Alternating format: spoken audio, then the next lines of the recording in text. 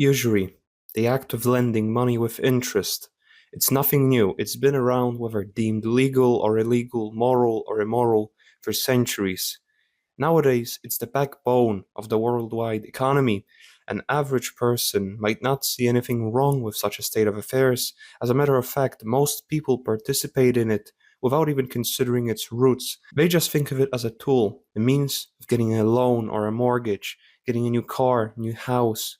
Most people also will go for their entire lives cursing their circumstances, their savings being devalued, there being less and less work opportunities, life being made harder by obnoxious taxes, recessions happening every 15 years. Little do they know that someone is responsible for such a state of affairs. All these individuals responsible have a place in history. They have worked to bring about the exact set of circumstances that we curse nowadays through our financial conquest of the world through usury.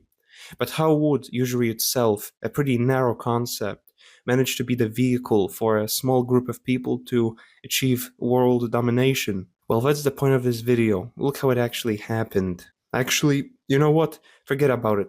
In the interest of not getting struck down, this video is just conspiracy theories that are of course untrue. Everything in this video is false and made up. What I'm going to be doing is just making stuff up. And also, another important thing, I'm going to be calling the ethnic and religious group most responsible and known for usury and money lending Brazilians. Because of course you can't call them by their real name and not have your video removed. I mean, if anything, it just proves my point. But whatever.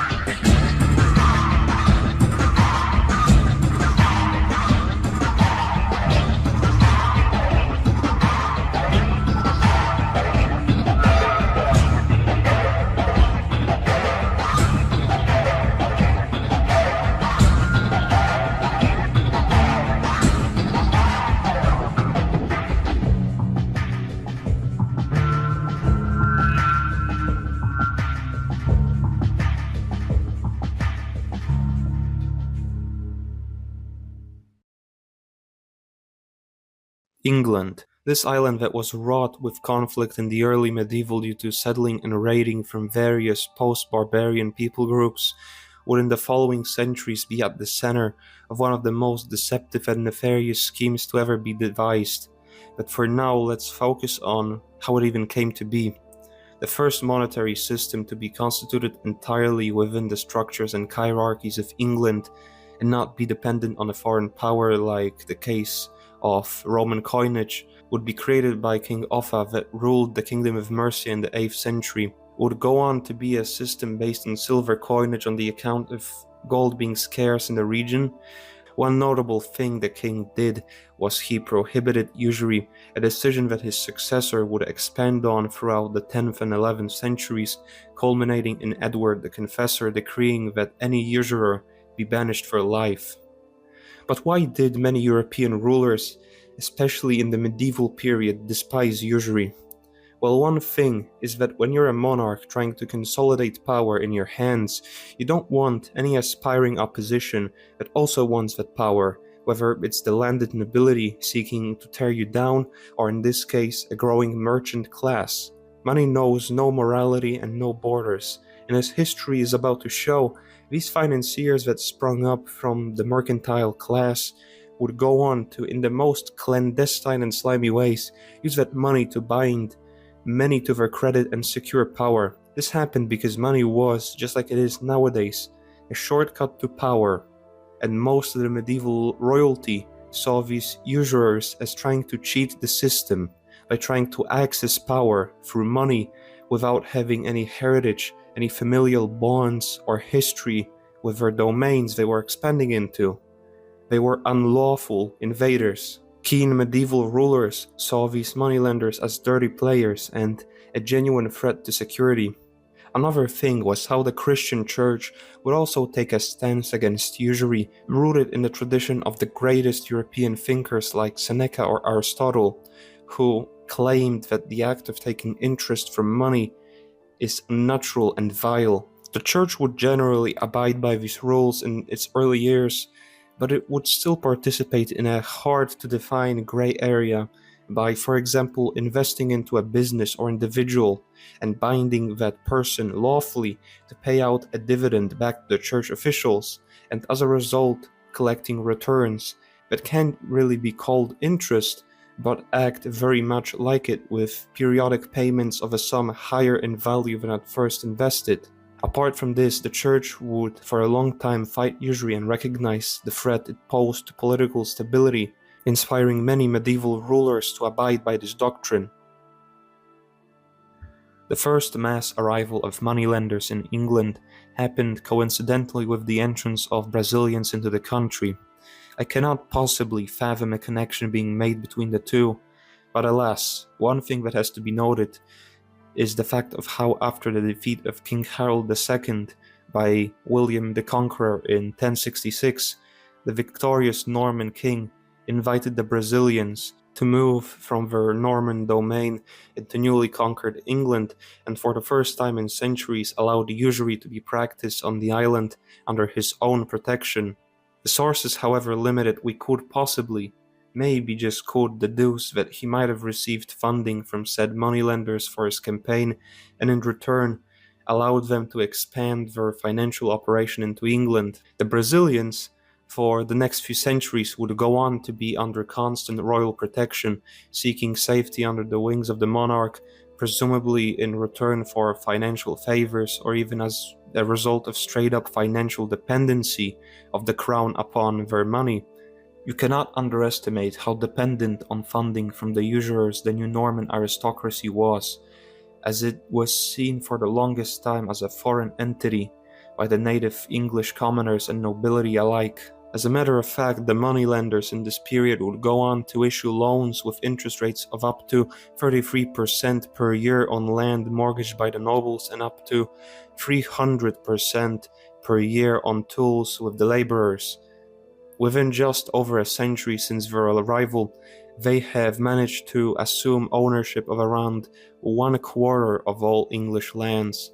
By his death in the late 12th century, Aaron of Lincoln, a financier, was supposedly the wealthiest man in England on the basis of his liquid assets, trumping the wealth of King Henry II.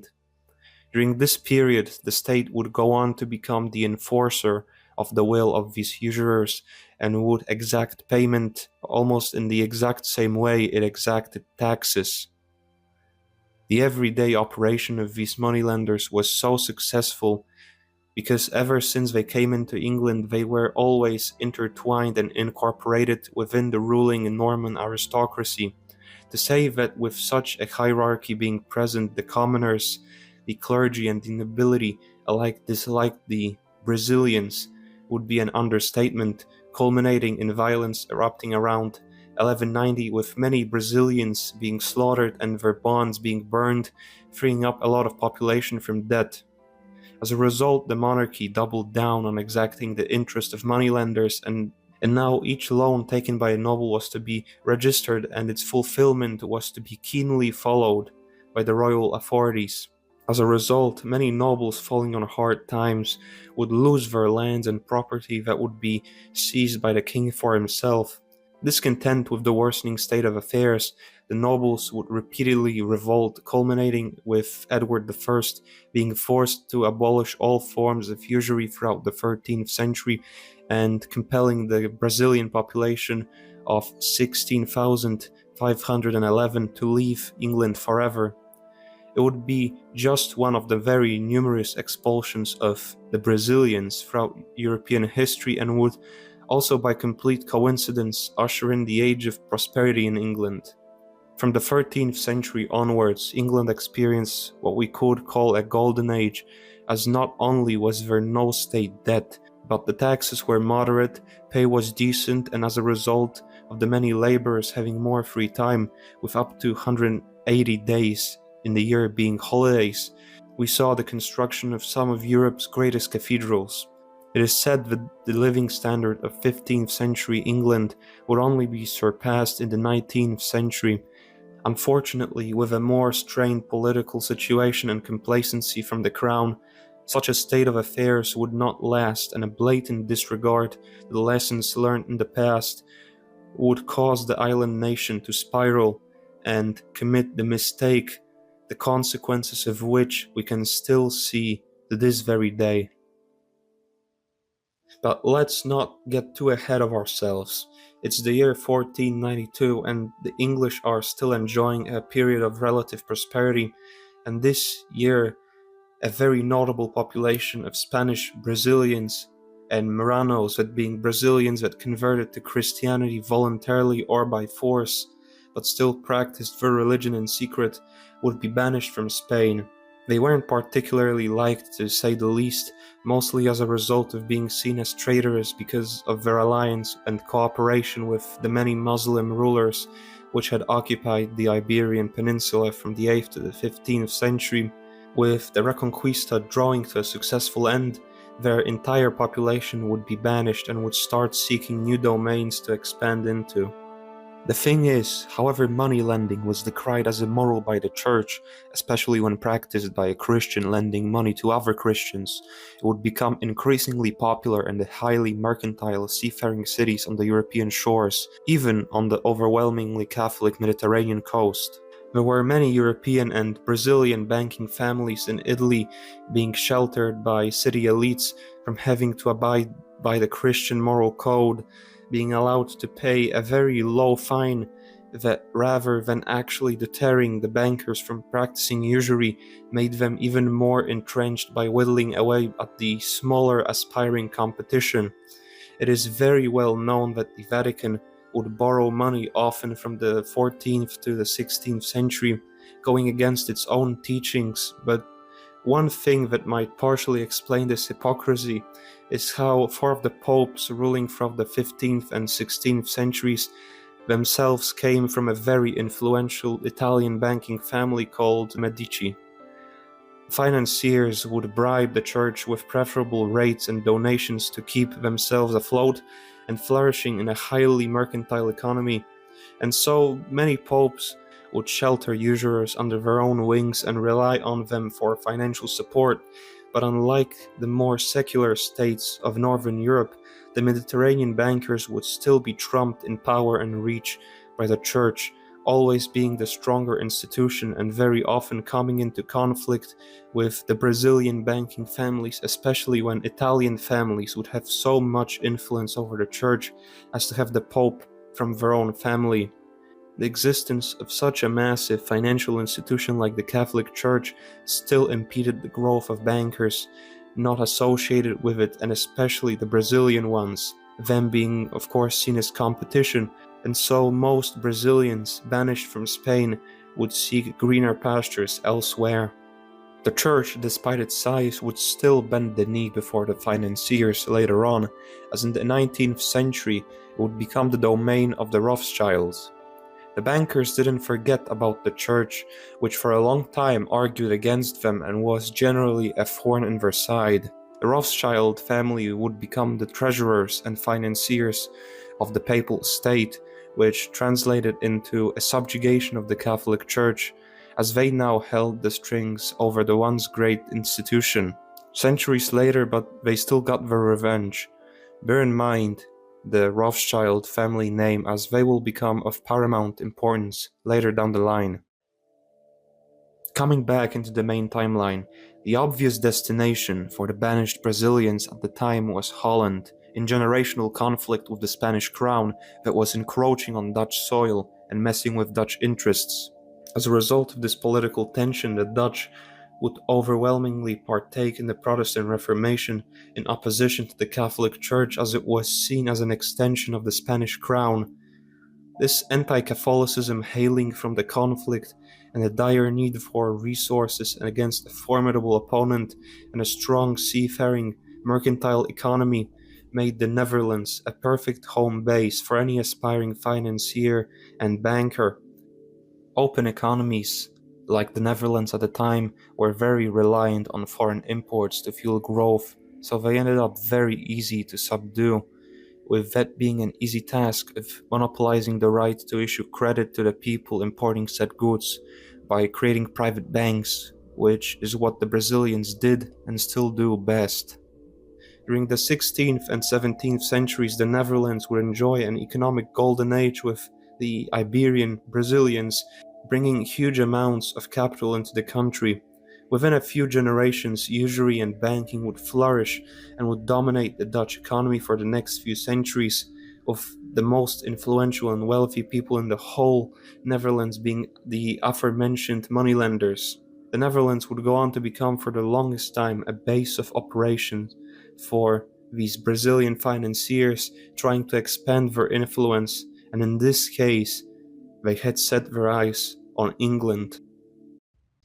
In the 16th century, during the reign of Queen Elizabeth I, small numbers of Marranos Brazilians, that being nominal converts to Christianity, would start being let into England. That time frame coincided with the rapidly growing financial dependency of European rulers on money lent to them by said usurers, with interest rates on loans to the Crown or Treasury exceeding 20 and 30% per year, and 60 to 80% with loans given to poor workmen, despite the legal limit at the time being only 6% per year. Their entrance into England would also mark the humble beginnings of fractional reserve banking, that being a system where the bank would provide receipts, that being bills of exchange of any form, without covering the full sum of all the money owed to their clients with reserve capital, increasing efficiency and profits, but making the system highly unstable and often fraudulent. But let's focus on the larger political stage during the 16th century, upon close observation of which we can determine a great deal of motives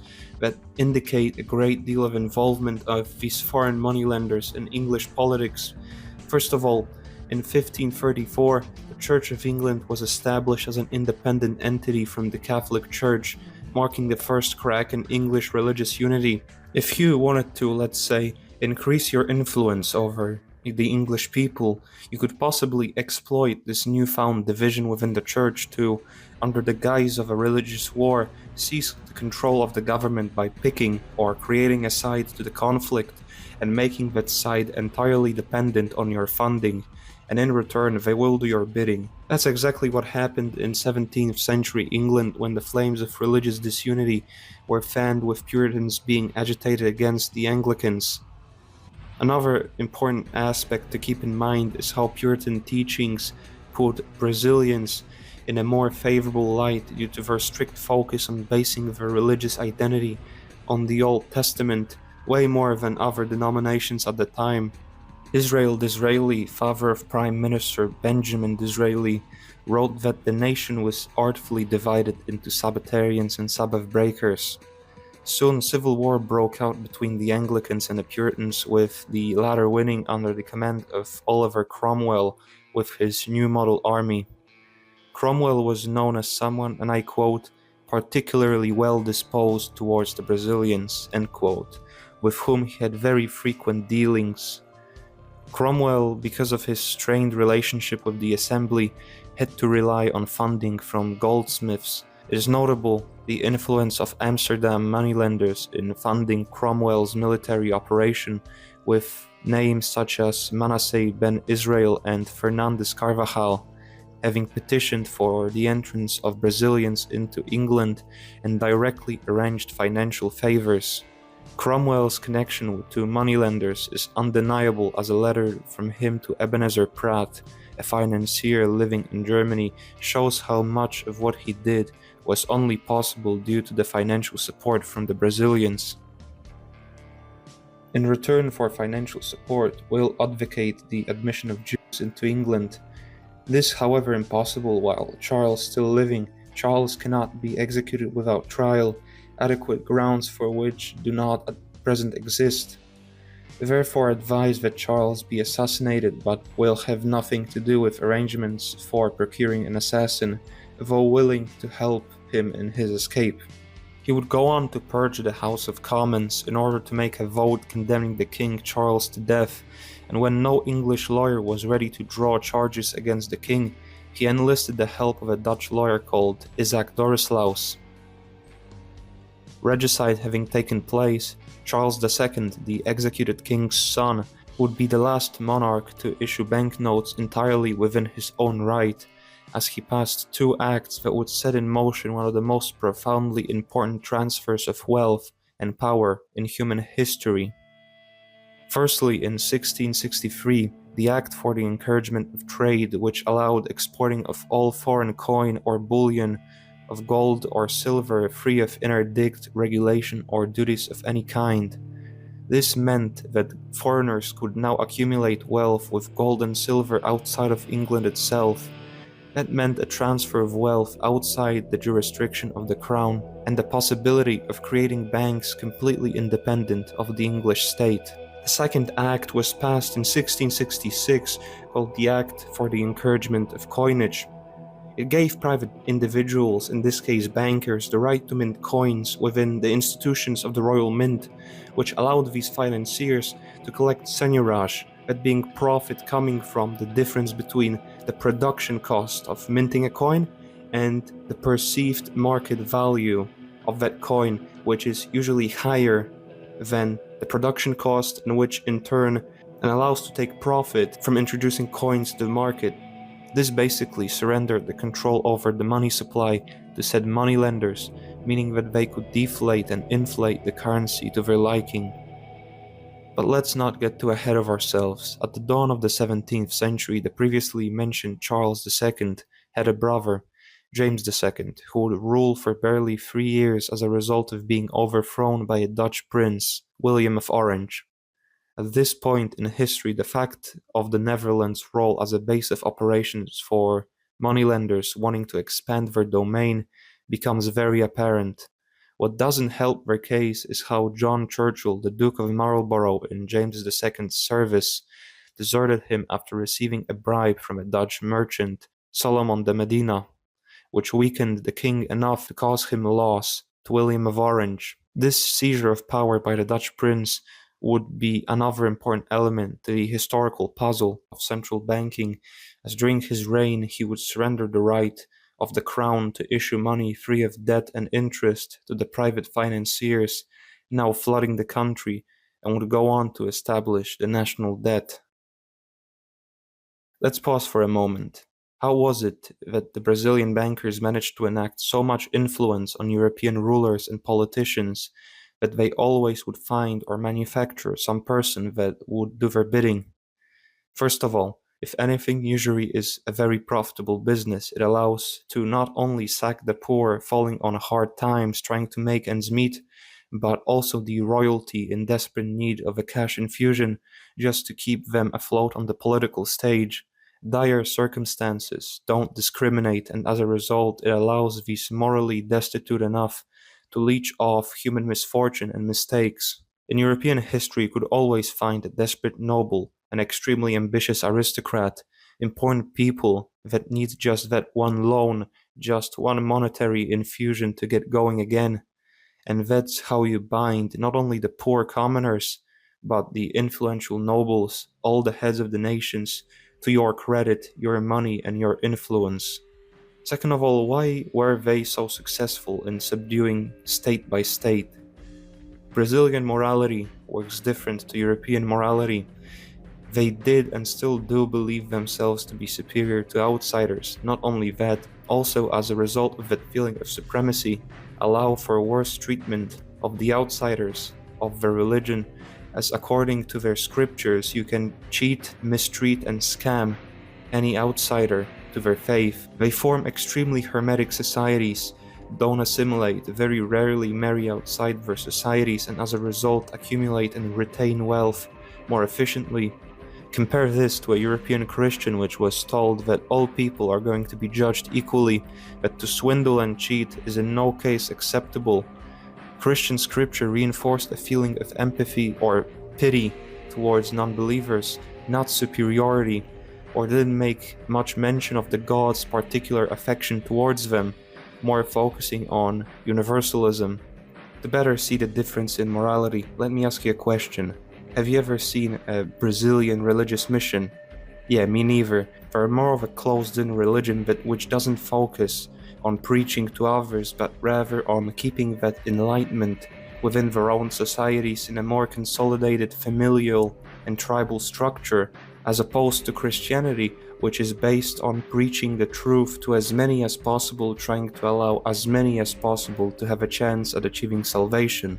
Implanting these people in a society as a minority will in turn amplify the majority population's hate for the hermetic, non-assimilationist, superiority complex-fueled attitude and further stoke the Brazilians' pride and disdain of outsiders. It's a sort of feedback loop where you end up with the natives increasingly disliking the Brazilians for who they are and vice versa.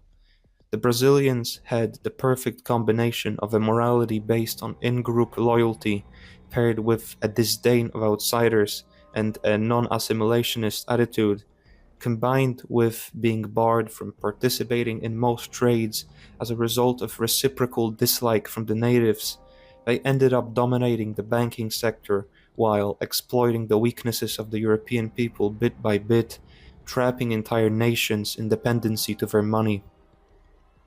Now knowing the brief historical background surrounding this transfer of wealth and power of paramount importance between what we could consider a largely domestic population and the foreign and coordinated influence, we can start approaching the subject to which all of this has been leading up to: the creation of a private central bank in England. The Bank of England would be opened in 1694. It would lend money at interest to the king in order to pursue war, which would rack up further debt and further dependency of the crown on said institution, but also expand the moneylenders' usurious domain. Key to understanding the nefarious nature of the establishment of the Bank of England is analyzing the very bill that was passed that made the bank operational was itself passed with only 42 members being present in the House of Commons out of the total 514. Such was the case because the vote was called in the middle of the summer and most members of the House were away in the countryside tending to farming duties, as most of them were rural noblemen. The title of the bill, just like the previously mentioned acts that laid the foundation, made little mention of the intended establishment of the Bank of England, as the bill itself was called an act granting to their majesties several rates and duties upon tonnage of ships and vessels, upon beer, ale, and other liquors. It's interesting, why would these people not reveal their intentions to the general public and instead hide and in the most secretive ways try to take over, never revealing their real intentions? It's almost like what they're doing is extremely malicious and is the equivalent of a hostile takeover, with the final goal being the total usurpation of all productivity in a society. What made the bank so disastrous for the English people is it was structured around regulating the money supply, so the issuing of money is being torn away from the government itself and creating a second state within a state, a central bank. The thing is, managing fiscal policy and the treasury is basically the best shortcut to power. You usurp the only meaningful resource in the entire government, more important than the army, more important than any treaty or support of the people. What happened in England was nothing short of just a power transfer, nothing different from taking over the government, except the only thing the financiers did differently is they didn't make any glaring changes to the system and kept the forms of old relevant, with the monarch being supposedly the head of the state. This might be hard to conceive of, but what happened is a hidden government was imposed onto an already existing one. When you control the ability of the state to issue currency, when you control the credit that the state receives, when you manage the state's reserves, you can basically, through this back door, manage every other aspect of the state, from commerce to foreign policy. What I'm talking about when I mention the transfer of wealth and power is exactly this: a second ceiling to an already existing government, a usurpation of power from what we can see as the head of the state into the hands of a clandestine group of financiers. Every time a new central bank gets instituted by these Brazilian financiers, what we're talking about is at its core nothing more than a takeover of a government, a subjugation of the entire state apparatus. It is an invasion, but with the difference that it doesn't instantly remove all signs of the old regime, it doesn't depose of old forms of the government, but rather stealthily implants itself into it. Alongside indebting the crown to the moneylenders, the act also introduced numerous new taxes that were supposed to pay interest on all present and future debts, including a land tax, paper tax, poll tax, salt tax, stamp tax, window tax, a tax on births, marriages, deaths, and bachelors, and most importantly, an income tax levied at 20%, applying to all sources of revenue. But what was the real purpose of a bank like this? As a matter of fact, what is the purpose of any other central bank modeled after the Bank of England present today? Were you to believe the mainstream narrative, you'd be told that they provide credit, manage currency, deal with monetary policy, provide stability. But wait, provide stability. Up to this point, they've been only inciting wars and manipulating markets. Why would the state surrender its right to issue currency free of debt and interest? Wouldn't that make for a more flexible fiscal policy? Why does issuing fiat currency carry interest? Why are all of these central banks being instituted by foreigners? It's almost like they're a back door into controlling the government. No, that's crazy. That can be. As a matter of fact, these banks only exist because our ancestors lost the fight with this cabal of financiers. There's no other reason as to why. Only why is that they're chains of dependency. These banks are like watchtowers in a prison. They're monuments to our own subjugation, and when you go through the history of their establishment, they're always instituted through intrigue and force, never merit. By 1722, majority of the bank's shares were owned by such English-sounding family names as de Medina, da Costa, Fonseca, Enriquez, Núñez, Rodriguez, Salvador, and Teixeira de Matos. After the American War of Independence, the national debt soared to £176 million. England would further its debt with each war it fought, and unsurprisingly, there would be many wars against countries that for a long time opposed the creation of a central bank on their lands. Each war would not only give an opportunity for financial expansion for the bankers, but it would also, in and of itself, necessitate increased spending, and as a result would further increase the national debt. And now every central bank from the 18th century through to the 20th century would be created in the image of the Bank of England. But let's go back to the second half of the 17th century, as I want to illustrate an interesting theory.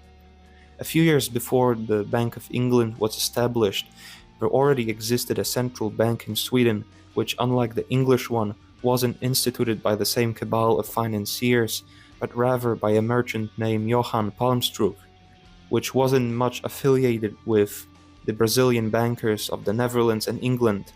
He was allowed by the Swedish king to take deposits and issue loans, as he would play an important role in financing military expenditures.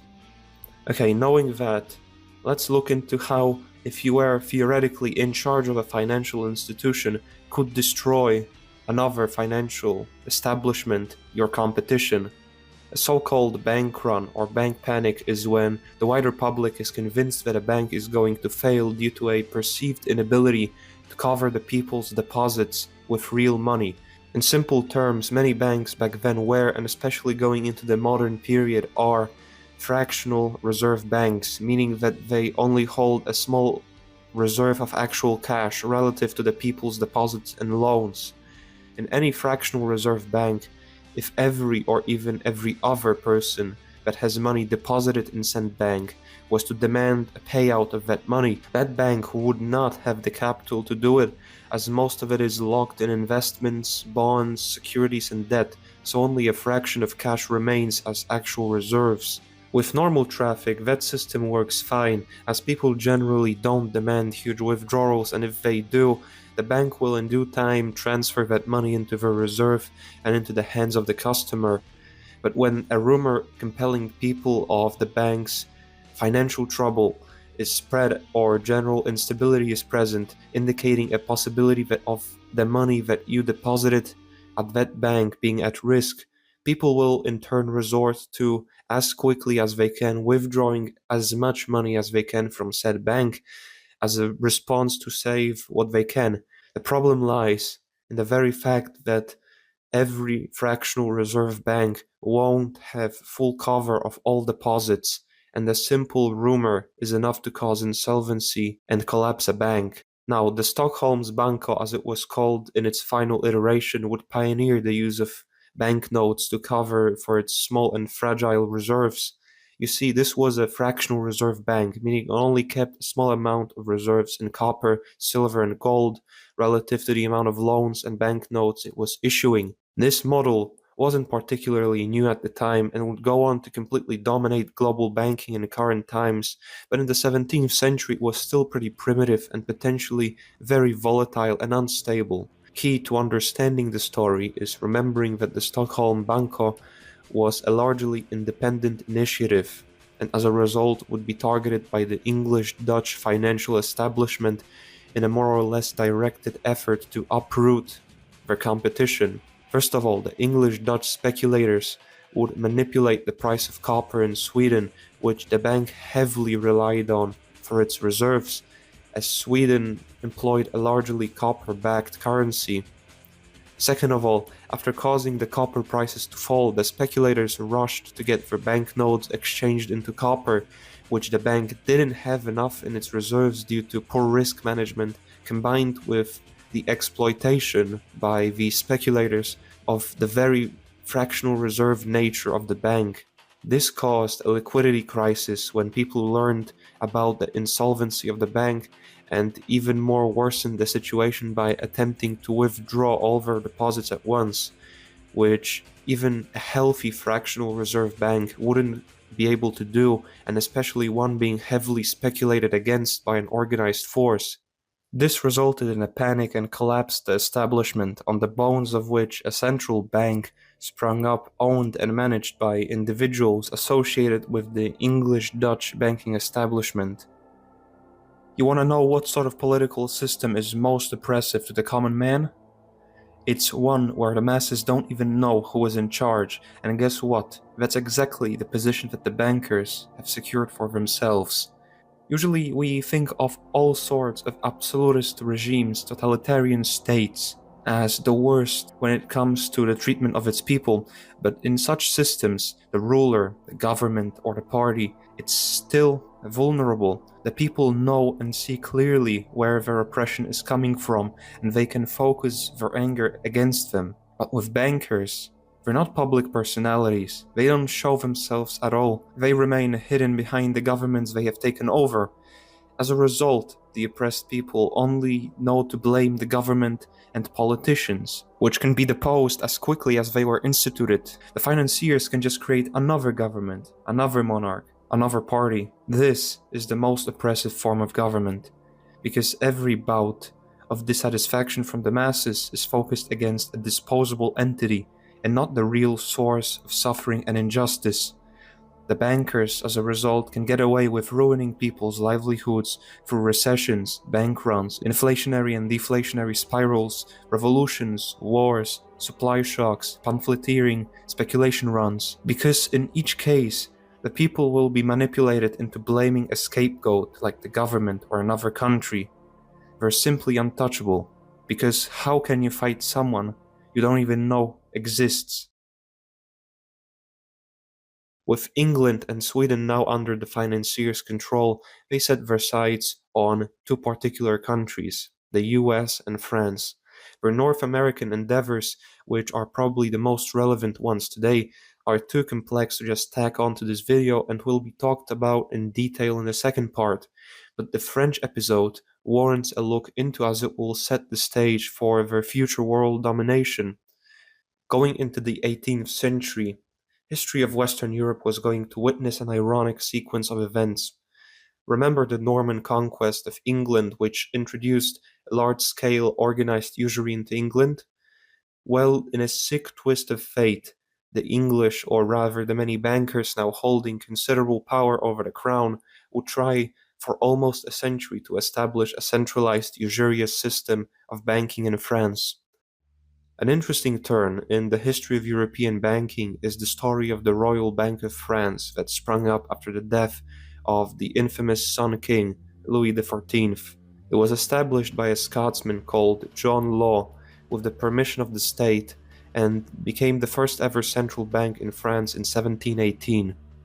The key factor in this scenario is the fact that said bank most likely didn't receive support from the English-Dutch financial establishment and most likely was a largely independent affair, just like the Stockholm's Banco, which also was seen by said banking establishment as competition.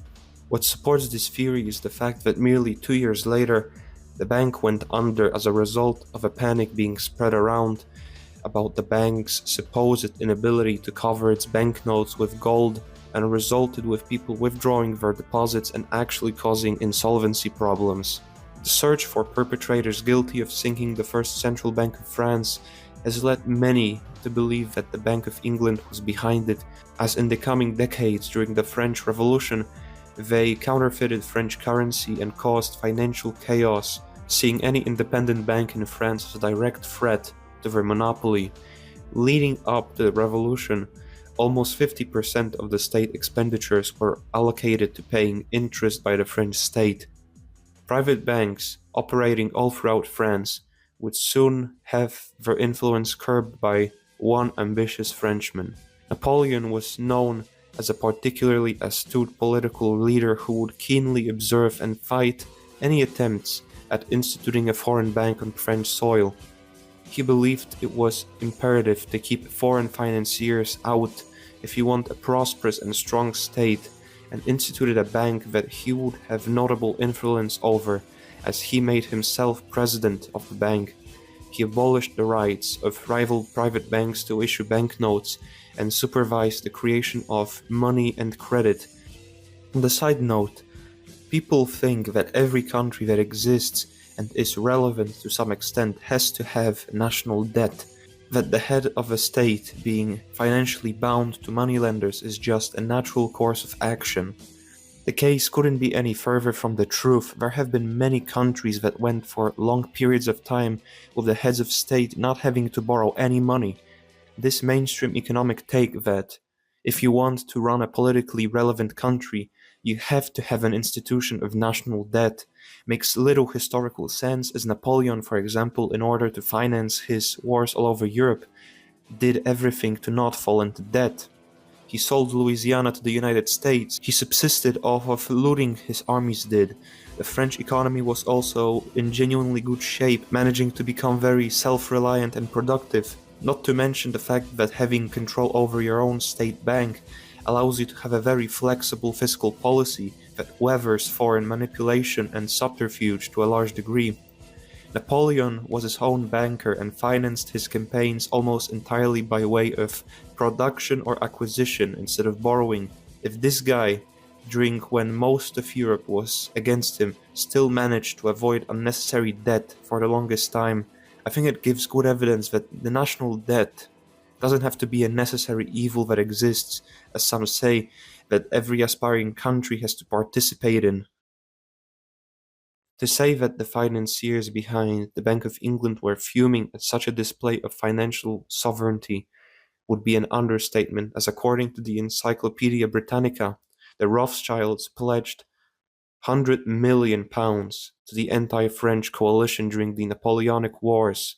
After Napoleon's defeat and subsequent comeback at Waterloo, Nathan Rothschild financed all of the belligerents, including France herself, skillfully indebting all the sides and yet making Napoleon lose. So, after all of this, what's the big thing about usury? Well, one thing is that through it expressed itself a force that went on to seize absolute power all over the world. That's gonna be the subject of part 2, but what's relevant is the fact that nobody knows about this, that nobody understands who holds actual power over Western governments, that the masses pick and choose their leaders but have no idea that who they're electing to power still serves bankers first. I think it's our fault that we got swindled like this. That's what happens when you make mistakes. The fact that these financiers managed to assume power like this is quite frankly astonishing, as through methodically eroding away at the power structures of the West, they've managed to completely ensnare it. The fact is that we can learn from these mistakes. But what's the point of it, since all of these events have already played out? The lesson from this video is not that usury itself is some sort of a greatest evil, as these financiers didn't just achieve power through money lending alone. Usury was always a stepping stone. They expanded, they swindled, they conquered, they used every political trick there is to get where they are now. I don't want the takeaway from this video or the second part to be that usury is bad, but rather that people that used it as a means to an end are vile. If you wonder why the world is in such a dysfunctional state, look no further than the history of central banking and the people behind it.